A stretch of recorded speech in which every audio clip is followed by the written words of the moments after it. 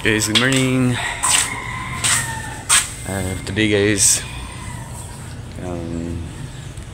today is scheduled na ni Mrs. Madon sa hospital for delivery. Actually, hindi lang siya ma-normal because previously yung first baby namin naka-CS kasi 2 years na lang gap nila. So nag-decide yung doctor namin is scheduled cesarean na premise ko. Then today is January 30, 2025 around 8 AM. Madto na sa delivery room.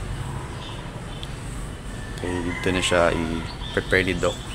Now today karon ka-prepare na lang me anytime madto na sa hospital.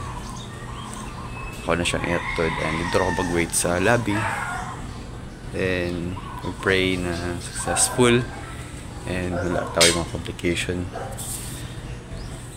sa cesarean sa Mrs. and pray for us guys and wait for update a while ago, and thank you so much and see you later. Bye bye.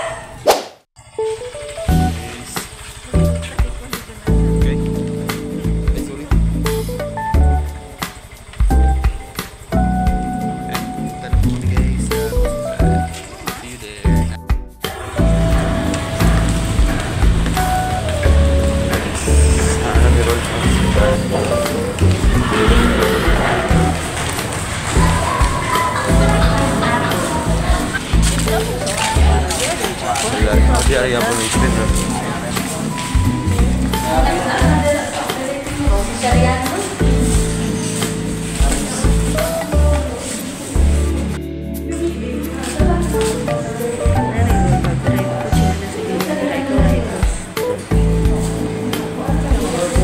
Con 70.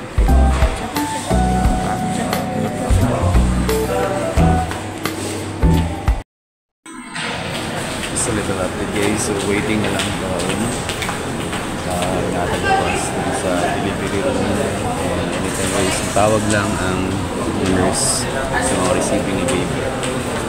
So update lang guys anytime, and so much guys.